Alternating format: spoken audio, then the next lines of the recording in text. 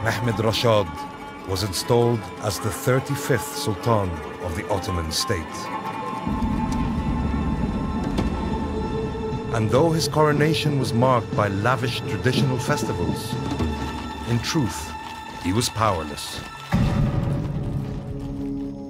Itu tadi cuplikan feature dokumenter yang dibuat Al Jazeera yang salah satunya berkisah tentang Ottoman Empire atau Kekaisaran Utsmaniyah. Dikisahkan bahwa di tahun 1900-an, Kekaisaran Utsmaniyah memang mulai mengalami kemunduran dan Sultan Mehmed Reshad yang memimpin sejak 1909 merupakan pemimpin kedua terakhir dari entitas wilayah yang satu ini sebelum Kekaisaran itu berakhir pada tahun 1922. Kisah Kekaisaran Utsmaniyah ini akan selalu jadi pembahasan yang menarik. Ini adalah entitas yang mengakhiri kekuasaan Roman Empire atau Kekaisaran Romawi. Walaupun kedengaran dari masa lampau sekali, faktanya ketika Yamaha Ngengeng didirikan pada tahun 1887, Kekaisaran Utsmaniyah ini masih punya wilayah yang sangat luas.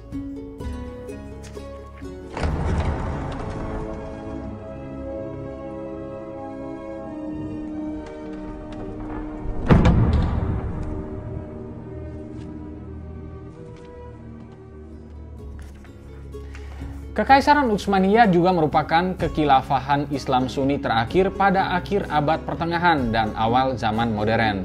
Di puncak kejayaannya pada tahun 1683, Kekaisaran Utsmaniyah menguasai 5,2 juta kilometer persegi daratan bumi. Luasnya memang hanya separuh dari Umayyad Caliphate atau Kekhalifahan Umayyah. Namun Kekaisaran Utsmaniyah berkuasa dalam waktu yang lebih lama. Kekaisaran Utsmaniyah berakhir pada tahun 1922, sekalipun Kekhalifahan Utsmaniyah baru berakhir pada tahun 1924. Tentu pertanyaan menariknya adalah, apakah yang akan terjadi jika entitas politik yang satu ini masih bertahan hingga saat ini? Sebelum mulai, jangan lupa subscribe dulu ya. Kalian juga bisa mendaftar jadi member Pinter Politik dan dapatkan konten-konten eksklusif dengan klik tombol join di bawah ini. Dan buat yang berminat untuk membeli ebook Pinter Politik, jangan lupa kunjungi toko Pinter Publishing di Tokopedia, Bukalapak, Shopee, dan semua toko online lain kesayangan kalian. Link selengkapnya juga bisa kalian cek di kolom deskripsi. Back to the video, let's find it out on the desk.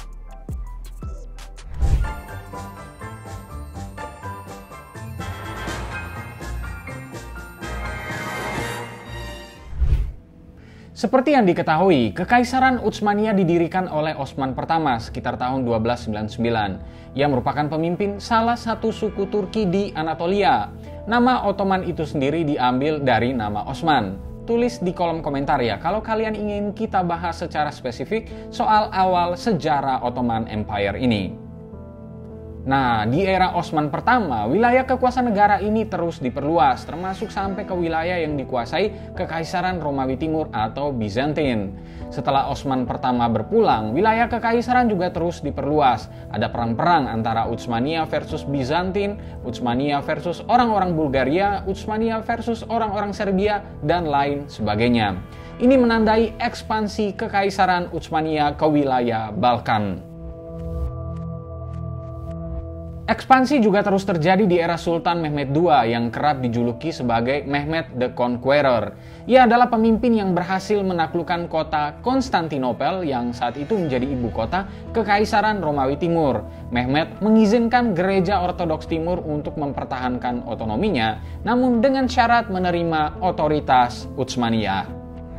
Di abad ke-16 akhir hingga tahun 1800-an, praktis wilayah perdagangan darat yang melibatkan Eropa banyak dikuasai dan dimonopoli oleh Kekaisaran Utsmaniyah. Namun kondisi ini perlahan mengalami stagnasi terhadap pendekatan keseluruhan kekaisaran tersebut, terutama setelah orang-orang Portugis dan Spanyol berhasil menemukan jalur pelayaran baru untuk perdagangan.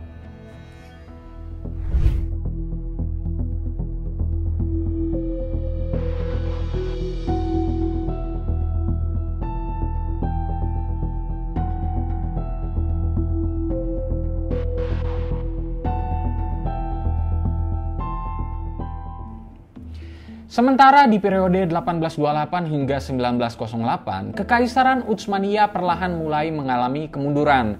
Namun di periode ini pula terjadi banyak modernisasi di wilayah kekaisaran tersebut. Di periode ini juga persinggungan-persinggungan juga terjadi, salah satunya yang menyebabkan terjadinya Hamidian Massacres atau tragedi pembantaian terhadap orang-orang Armenia. Kondisi makin melemahkan Kekaisaran Utsmaniyah juga terjadi akibat gejolak di wilayah semenanjung Arab. Revolusi Arab yang didukung Inggris dan menandai kekuasaan Arab Saudi misalnya adalah salah satu yang makin mempersempit kekuasaan Utsmaniyah. Kondisi juga makin parah seiring munculnya Perang Dunia Pertama. Di internal negara tersebut juga mulai muncul gerakan dari kaum muda yang disebut sebagai Young Turk Movement yang menandai reformasi konstitusi, kelahiran sistem multipartai dalam politik, dan lain sebagainya. Akhirnya Mehmed VI yang berkuasa antara 1918 sampai 1922 kemudian menjadi sultan terakhir dari kekuasaan Kekaisaran Utsmaniyah. Nah, kini kita sampai ke perandai-andaian saktinya. Apa yang akan terjadi jika Kekaisaran Utsmaniyah masih bertahan hingga saat ini? Well, tidak ada yang tahu pasti. Bakal dapat kritikan nih kalau ngomong kayak gitu. Anyway, kalau masih bertahan, wilayah kekuasaan Kekaisaran Utsmaniyah setidaknya dengan mengacu luas wilayah di tahun 1683 akan menguasai wilayah dari 31 negara. Jumlah penduduk Utsmaniyah modern ini akan mencapai 426 juta jiwa dan menjadikannya negara nomor 3 di dunia dari sisi jumlah penduduk. Ibu kotanya juga kemungkinan akan ada di Konstantinopel atau mungkin juga di Istanbul. Dari sisi demografi penduduk, Kekaisaran Utsmaniyah ini juga akan menjadi sangat beragam penduduknya. Orang-orang Arab akan menjadi mayoritas dengan sekitar 48% dari keseluruhan populasi. Etnis Turks atau orang-orang Turki akan ada 14,5%. Orang-orang Slavia akan ada 11%, orang Kurdi 5%, Romania 4%, Yunani 2,5%, dan sisanya yang lain. Bahasa yang digunakan mayoritas adalah bahasa Arab dan Turki, kemudian mungkin akan diikuti oleh bahasa Prancis. Banyak wilayah yang pernah dijajah Prancis soalnya. Nah, lalu dari sisi agama, akan ada 56% penduduk yang menganut Islam Sunni, 8% Islam Syiah, 22% beragama Kristen, Yahudi 2%, ateisme, dan agnostik 3%, sisanya agama dan kepercayaan lain. GDP Utsmaniyah modern juga akan mencapai 3,67 triliun US dollar dan menjadikannya negara dengan ekonomi terbesar kelima di dunia. Jumlah itu setara dengan GDP-nya Jerman. Dari sisi militer, angkatan perang Utsmaniyah modern akan menyentuh 8,1 juta jiwa. Ini angka yang terbesar di dunia. Anggaran pertahanannya juga akan menyentuh 137 miliar US dollar, hanya kalah dari AS dan Tiongkok. Dari angka-angka tersebut, jelas Utsmaniyah modern akan menjadi salah satu negara besar dan bahkan mungkin pula superpower saat ini. Walaupun demikian, dengan wilayah yang dikelilingi oleh Rusia, Arab Saudi, dan Eropa, jelas akan membuatnya juga memiliki banyak musuh.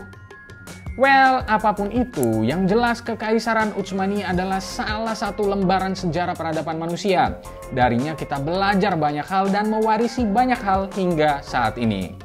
Nah, lalu bagaimana menurut kalian? Seperti apa dunia kalau Kekaisaran Utsmaniyah atau Ottoman Empire ini tidak runtuh? Berikan pendapatmu.